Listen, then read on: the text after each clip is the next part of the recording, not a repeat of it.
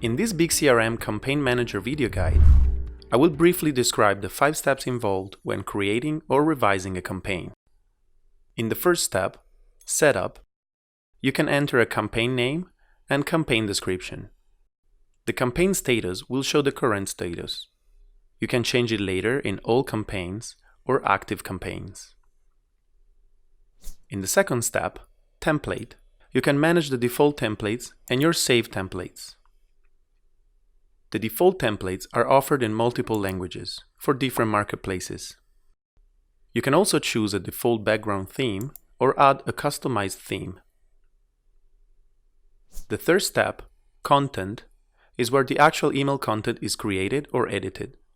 We offer several key functions that help you create the right content for you, such as variables, an HTML editor, image and link addition, attachments, and much more. Not sure about which email subject to use? No problem.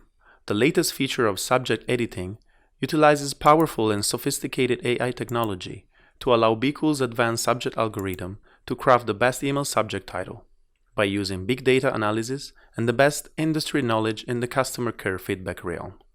The fourth step, Filters, helps you select which customers will receive your email. For example, you can exclude cancelled or late orders, buyers who left negative ratings in the past, or orders with used items. You can also include only specific ASINs, only repeat buyers, and so on. The fifth and final step, Schedule, is where you can make decisions about when your emails will be sent.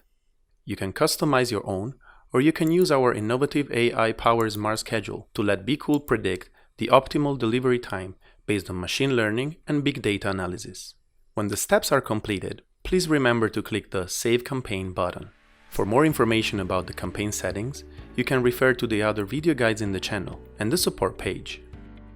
If you have any question about BigCRM, please email us at support@bqool.com or contact us on live chat. Thanks for watching.